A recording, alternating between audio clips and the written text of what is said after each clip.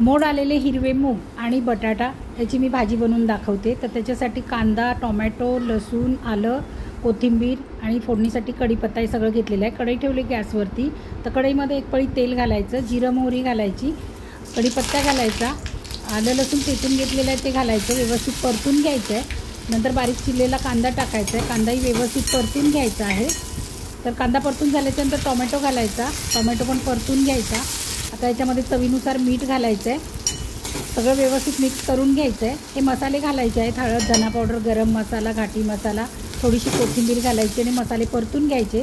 परतून झाल्याच्यानंतर हिरवे मूग आणि बटाटे घालायचे, ते सगळं आपण एकजीव करून घ्यायचं आहे।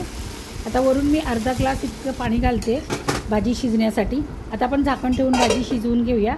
7 ते 8 मिनटं झालेली आहेत, आपली भाजी मस्त शिजलेली आहे, बघू शकता। वरून कोथिंबीर टाकायची। मंडळी, हा व्हिडिओ आवडला तर लाईक करा, शेअर करा आणि माझ्या चॅनलला सबस्क्राईब करा। धन्यवाद।